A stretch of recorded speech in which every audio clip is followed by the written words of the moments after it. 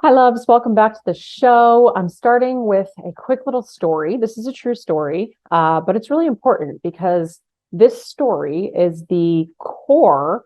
It's the domino that knocked all the other dominoes over. It is the essence of my entire business and why I do what I do. And how it affects you is that there is a good chance that one-on-one coaching, one-on-one services, one-on-one like provider stuff could be holding you back.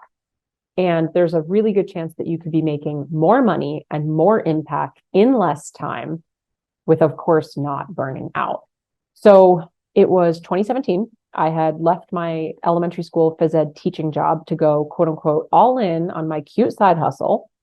And just a few months after I went all in on my cute side hustle, that I called it, Mike walked into the room. We were living in an apartment in New York City, and he came home from work, and I was on the living room floor on my knees, curled up in a ball with my hands in my face. Tears were pouring down my face. I was absolutely and 100% burnt out, exhausted, had adrenal fatigue. I was a stressed out mess. And the reason that I was crying wasn't just because of all those things. I had actually been waiting to get a call back from my doctor because I had gone in for not my first, but my second procedure to rule out breast cancer.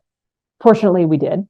So that is amazing. But this was just months after leaving my 9 to 5 job, where all of a sudden, like, I don't know how this happened, but the whole reason that I left my teaching job was so that I could create this coaching business that I had already been playing around with for a couple of years online, with the vision of freedom, with the vision of like, I'm going to own my own schedule. I'm going to own my own time. I'm going to be able to spend more time with Mike. I'm going to say yes to all these cool opportunities.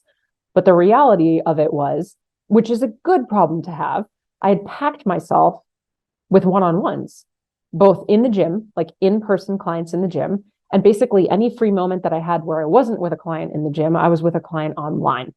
And I was hosting one-on-one coaching calls, and I was like creating content, and I was doing all the things, which ultimately led to skipping meals, thinking coffee was a full meal, skipping my own workouts, not getting good sleep, being out of the house literally from like 4:30 in the morning, 5 o'clock in the morning, on my way to the subway in New York City to go down to the gym, to not get home until like 9:30 at night. And I've shared this story before too, not the on my knees crying story, but another story of a time where in this same block of time, in the same hustle grind season that I was in, I came home from work, 9:30 at night or whatever it was. And I was like a wet freaking rag, like a wet rag, like just a waste.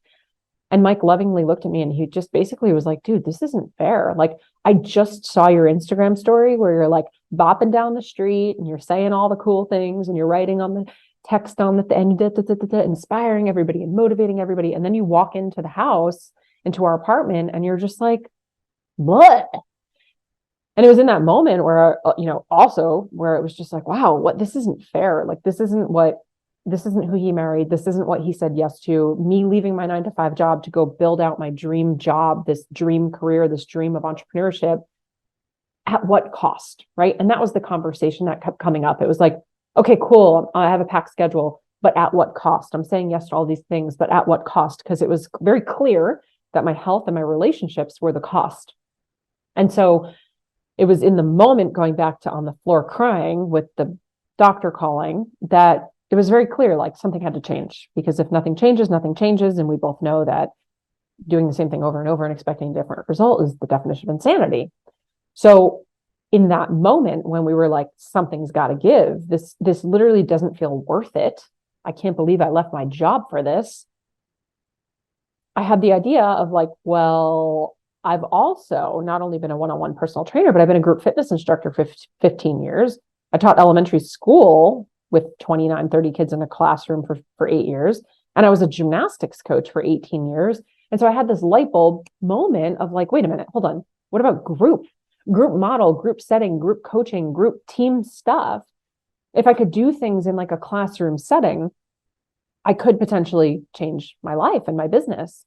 And so I slowly started to transition from what I was doing with all this one-on-one stuff, which was yielding about $10,000 a month. And within a few months, about 2 or 3 months of this change from doing all this one-on-one stuff to more group stuff, I was able to scale to 50K months. I went from helping like 5 or 10 people a day to now helping 20 to 40 people a day. And it's not rocket science. I don't have to tell you. Obviously, I told you I was making a lot more money. So then I was also making more opportunities for myself. I was getting more client results, more testimonials, more feedback. And so it was like I just poured gasoline on the fire, but I wasn't doing any more work. It was in that moment in 2017 when this happened, that it was like, wow, this group model courses, digital courses and coaching programs are actually the fastest way for me to scale my business, scale to six figures and beyond without the burnout. So I'm sharing this with you today because there are a lot of people who think they have to start with one-on-one. I'm not saying you don't have to, or you should or shouldn't, especially if that's the model you want. Then this episode isn't for you, but it's something to think about, right? Like it's just a different way to think about things. But what I want you to consider is just a couple different things. So if you have been working with some one-on-ones or a lot of one-on-ones in person or virtually, ask yourself, are you saying the same thing over and over again to your clients? Are they asking a lot of the same questions? Are you offering a lot of the same advice? Are they looking for very similar transformations to one another? Do they have very similar challenges that arise along that transformation journey? I am certain they want accountability and support, because if they didn't, they wouldn't be working with you. But what I want you to start to recognize, like zoom out big picture, is that a lot of times the concepts and theories that we are teaching don't need to be taught individually. This is no different than school. I would teach concepts and theories to a classroom of children. And then if they had a question, they would raise their hand, and then I could give custom, individual, personalized support, or I would answer their question, which actually would help other kids in the classroom, especially if they were too scared to ask, or they didn't even know that they had that question. And so when I started to recognize this idea that when we're in a group, we're actually more often more successful than one-on-one, I started to get really excited about it. So yeah, over the last 7 years, a lot has changed for me in my business. And that is why I'm a huge advocate for doing things in a group. Like I said, more feedback, more testimonials, more internal support that's already built in, accountability that's already built in, to be connected to like-minded people. Because the other thing is, a lot of times where you are and where your client is, there's actually a pretty big gap. And throughout your journey, that gap might even get bigger, especially if you're always helping people at the beginning stages of their journey. And if you're anything like me, you probably are doing what you're doing because you went through a similar transformation to what they're looking for. You probably used to be a version of them, or they're like the past version of you. And so as the gap gets bigger, sometimes there's actually a disconnect because you don't seem as relatable to them, or how far you've gone doesn't really even feel as possible for them. So when they're around peers that are going through the same process as them at the same time with similar challenges and similar goals, that in itself is like a built-in support system that you actually can't offer them, which is one of the reasons why group is so powerful, right? And again, like the questions that they ask and the conversations that are had when you're around other people, and this has happened to everybody. I mean, think about a time that you were sitting in a room, whether it was a classroom or just a conversation out to dinner with somebody, and somebody asked a question or said something, and your little light bulb in your brain went off, and you're like, whoa, that was great. I never thought of that. Or I hadn't even thought that was an option, or that's so interesting. I've never heard of that book, right? So when we have more people in a room, we have more opportunity for that. Not to mention your network is your net worth.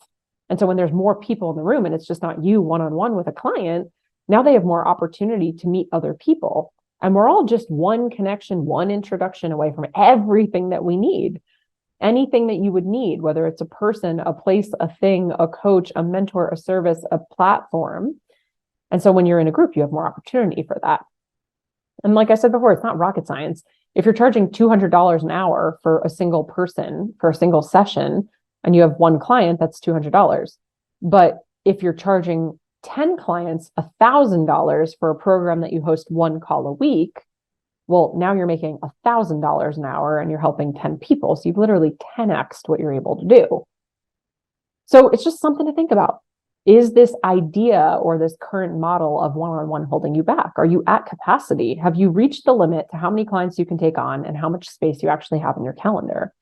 And if you're not there yet and you're listening and you're kind of rolling your eyes and you're like, I wish, what a good problem to have, I'm also just going to offer insight and say, maybe you don't want to go down the path where one day you are sitting there going, yeah, this is a good problem to have. I'm so grateful, but I'm so burnt out.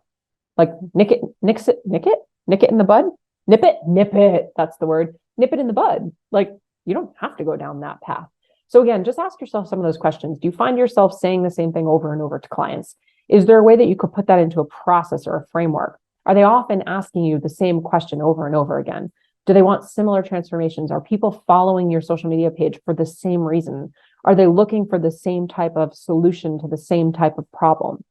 If the answer is yes to any of those things, you 100% could put together some sort of a group offer, whether it's a course or a live group coaching program. And I would highly, highly, highly encourage you do. So I'm curious to know, one, I hope this episode resonated, but I'm curious to know if you are hesitant at all to put together a group or to host a course or like a live group program. What's the reason?